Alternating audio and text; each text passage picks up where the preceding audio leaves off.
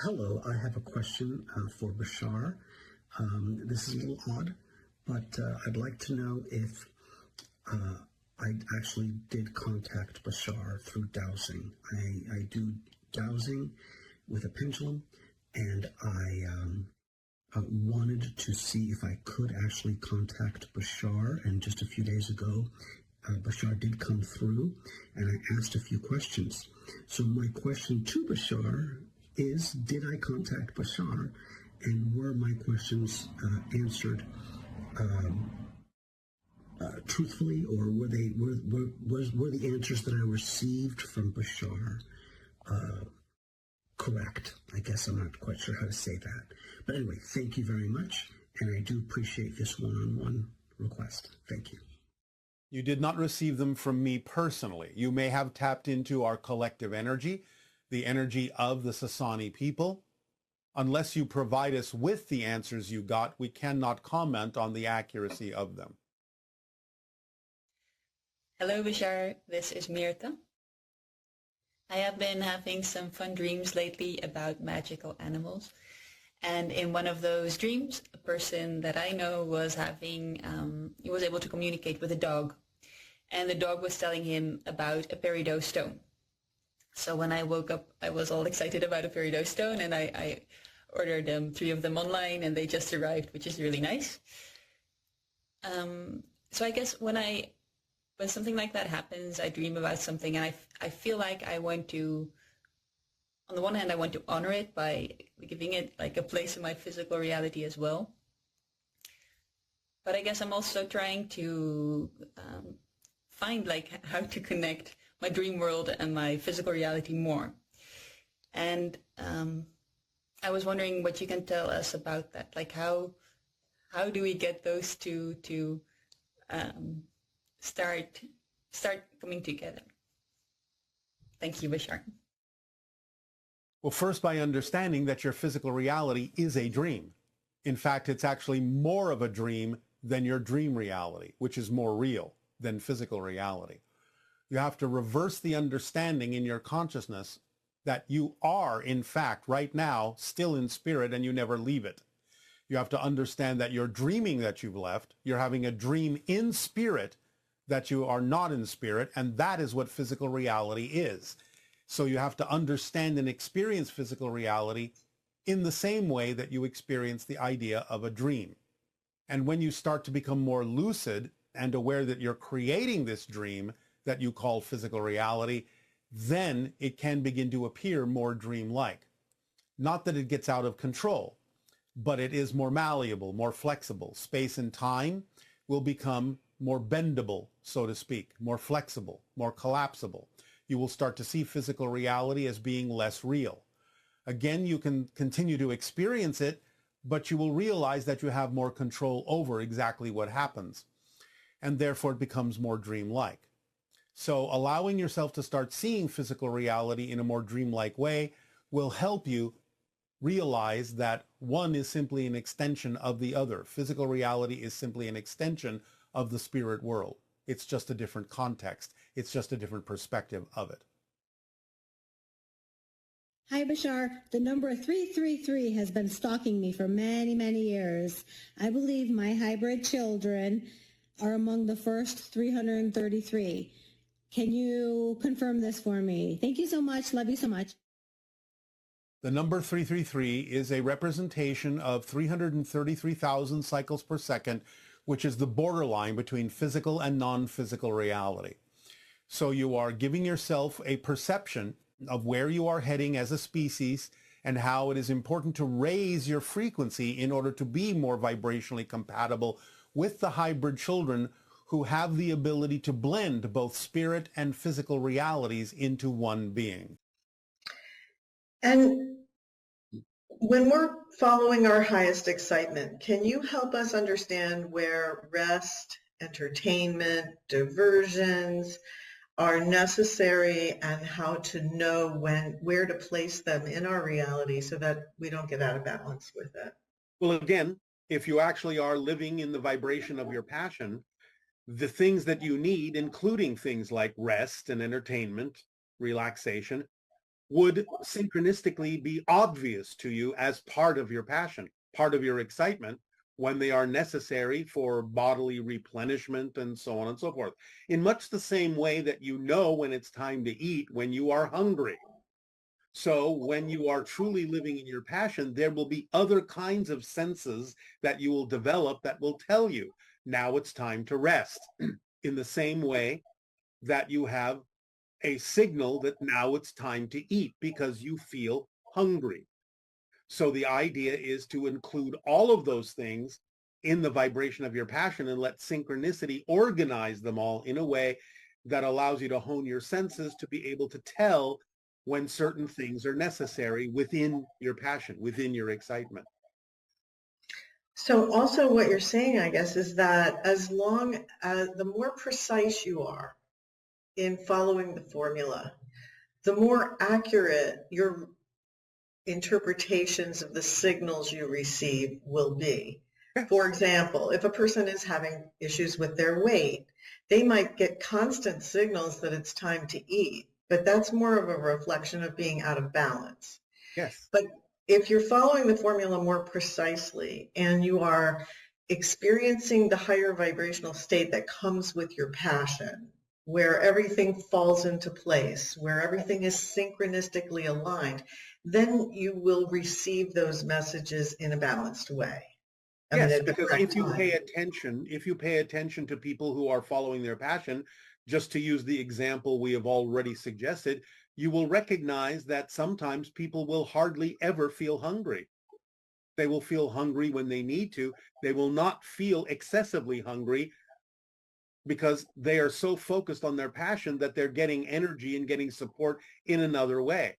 And then when they truly need sustenance to support their body, then and only then will they start to feel hungry. They will feel hungry no other time. So if you look at the human beings you've been interacting with for a long time, and you see their progress in terms of utilizing the formula and becoming more and more precise at it, are there sort of like stages that people go through with it so that at some point you cross a line and you're actually so much more accurate than you might have been in the beginning when you were misinterpreting anxiety for passion, etc.? Yes, of course there are stages.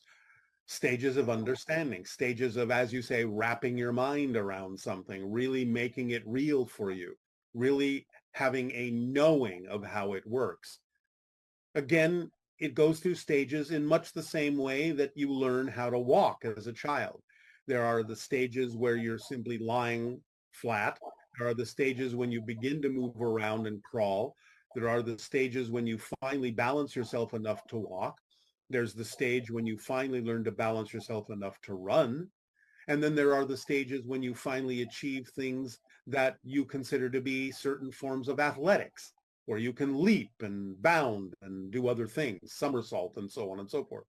So yes, there are energetic stages like that in our observations of people and their understanding levels of the formula.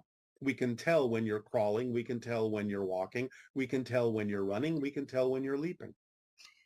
How can you help us know where we are in terms of our progress on that, like what stage we're at?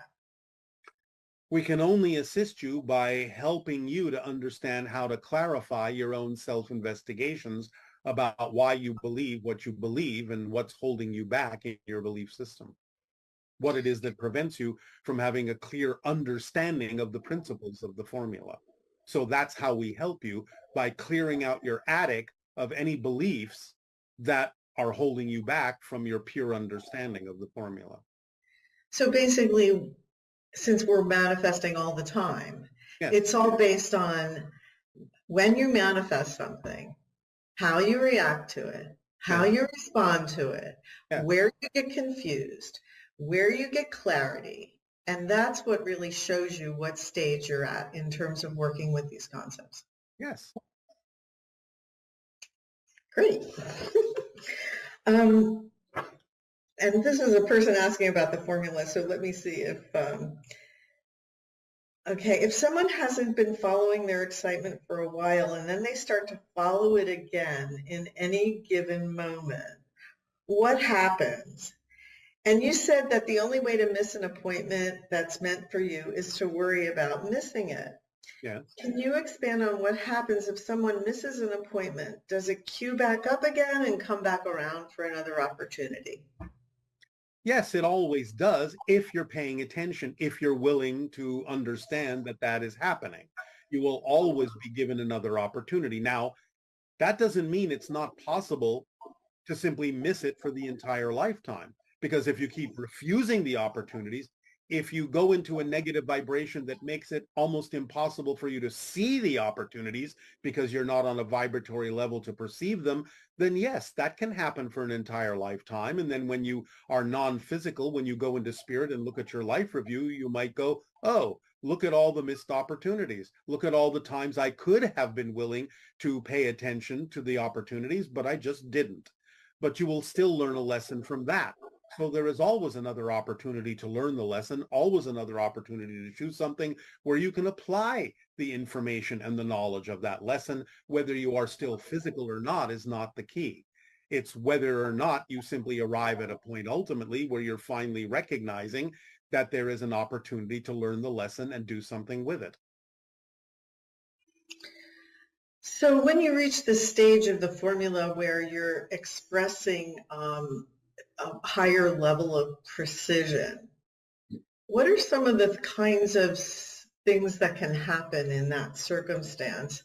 And does that then indicate that when you're looking at scenarios outside of yourself, or apparently outside of yourself, that are negative, where it's war or all of these kinds of things, once you're in that higher vibrational state, does it mean that you are actually looking through the glass wall at these activities, and that you need to know that when you're in that higher vibrational state?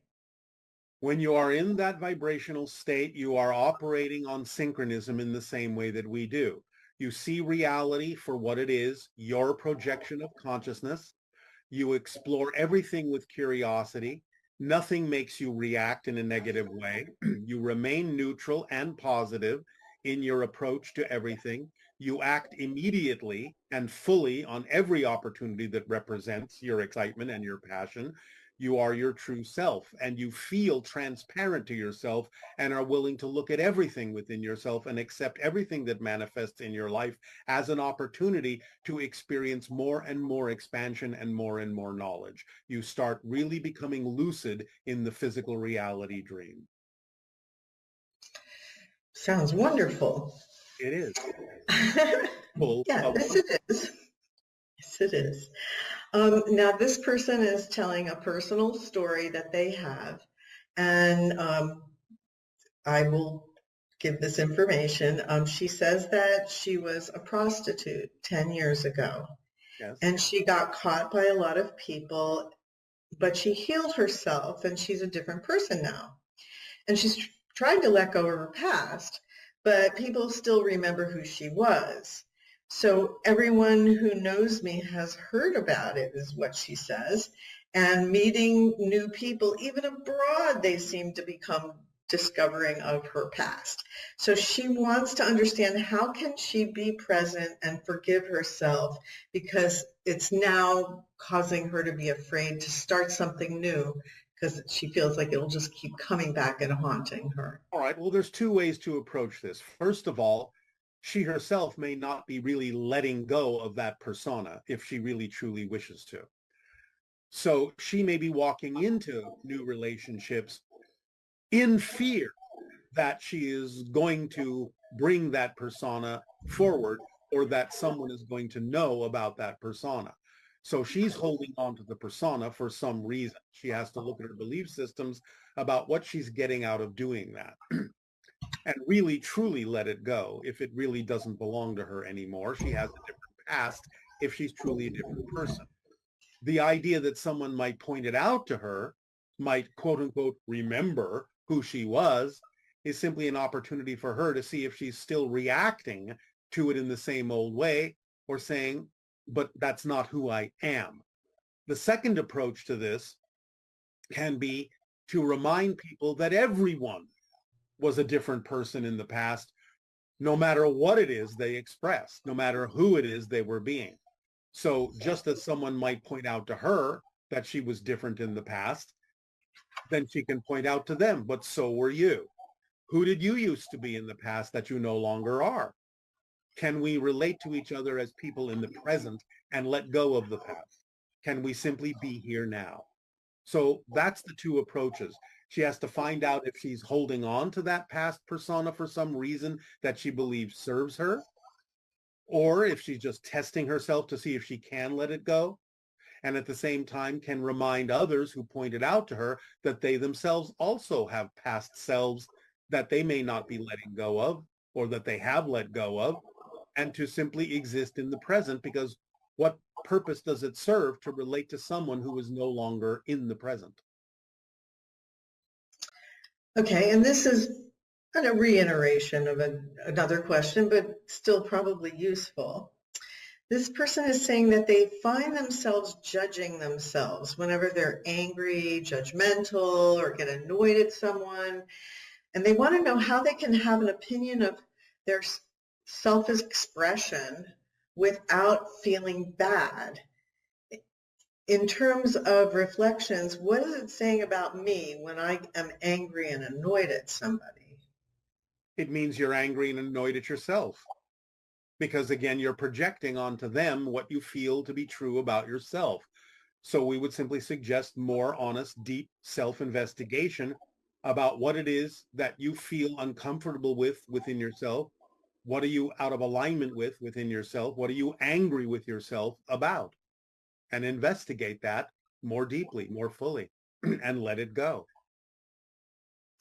So also, like from your standpoint, a lot of times people will think that you're going to lose patience with them or something. And as you've explained to us, you don't experience that because you're just in that vibrational state where that's not part of how you express yourself. Yes, we don't not only have the idea of losing patience, we don't have patience. We don't need patience. You only need patience if you're waiting for something better to happen. Everything that's happening is the best thing that can probably be happening at that moment. It's the most important thing.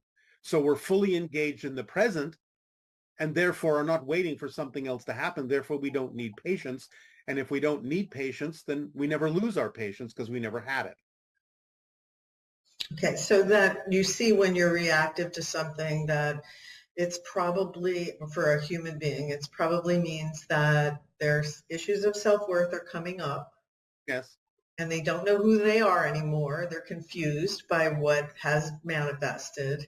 Yes. And the idea is to recognize that once you know what the higher vibrational state feels like, where you don't need patience in a sense, it can show you the direction to go in to regain that state. Yes, but part of that direction is understanding why you were out of alignment to begin with.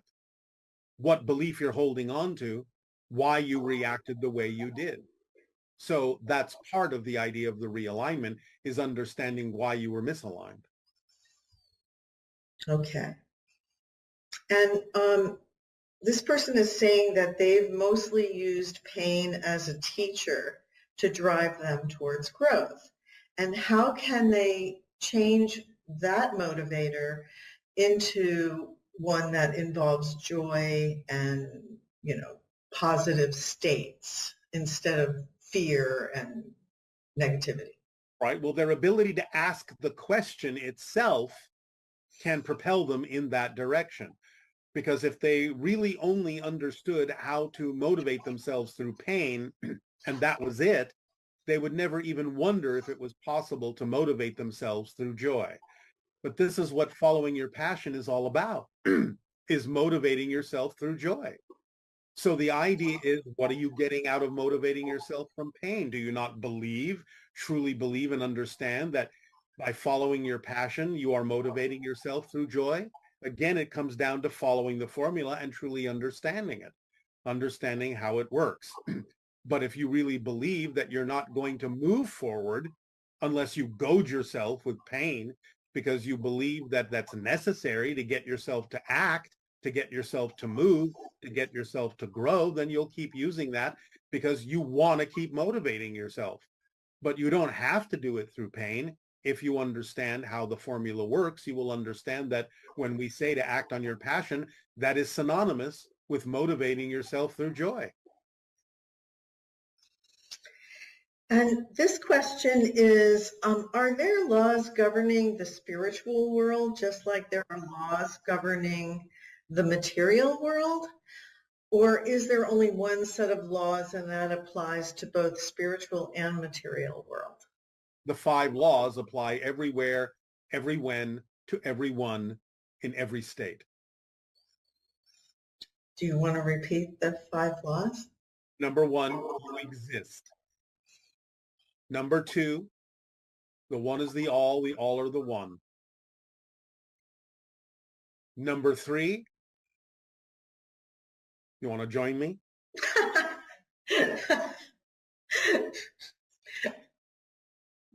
I wasn't prepared to do that because I was looking at the other questions to know what to ask next, so I apologize. You can do it. Number 3. You can do it. Let's start again. Number 1, you exist. Number 2. The one is the all is the one. Number 3. What you put out is what you get back. Is that the 3rd? I don't. Sure. I take pity on me. Oh, all right. We'll leave it at that and let the ones that know find out and remember what they are. All right. I'm going to get much more rote in terms of my memory of certain things, so I appreciate that. But again, it's not about memory. It's about knowing what you need to know when you need to know it, and understanding how things work and how things exist, what the structure of existence actually is. Now, yes, there is a person who had a question about the idea that when they hear about the 5 laws, for them, it is actually only 3 laws, and the rest are simply corollaries to that. And that is true. And that's why we originally talked about 4 laws and then turned it into 5 laws, because we realized that many humans on your planet need things broken down a little bit farther to understand the principles in more detail in order for them to have a clearer understanding of those things. But there really is only one law, and in a sense, it is that you exist. And if you understand all the corollaries of your existence, then the other so-called laws are natural extensions of that. So there really is only the idea that you exist. That is the law. The corollaries that extend from that can be experienced in different ways on the level you're in, but they still do apply to all different levels. But you exist. Existence itself applies to every level. You exist. You cannot cease to exist. There is no such thing as non-existence by definition. And everything that extends from that is an extrapolation of the fact that you exist, that everything is one thing.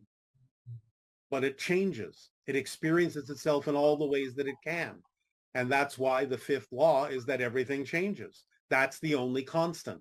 Everything is always fluctuating, always changing, always reflecting different versions of itself to itself, always knowing itself in all the ways that it can. So what you put out is what you get back is simply a way of saying there's no difference, in a sense, on a fundamental level between you and anything else. There's nowhere for anything else to go. It can only go within you. You can only experience it within you. And that's why what you put out is what you get back is the linear expression of the fact that everything is happening within you and there's nowhere else for anything to go. There is no outside. The one is all, the all are one, again, is another recognition that everything is the same thing experiencing itself in all the possible ways that it can. So, Okay, and then this question is, can you explain the difference between the dream state, template level reality, and physical reality? the dream state is a broad expression that can include the concepts of experiencing out of body, experiencing astral travel. The template level reality is a specific vibrational state that represents as above, so below. In other words, what you have deemed as a theme you will experience in your physical reality dream is, in a sense, sketched out on the template level reality first. It is a specific vibration within the astral realm, just above physical reality, that then crystallizes down into the experience that you call physical reality. So you could say physical reality is a crystallized form of the template level in energy in non-physical reality that represents the blueprint or the themes that you have chosen to explore from the astral level, from the spirit level, which encompasses the astral realm and the dream level, the spirit level, all in one thing.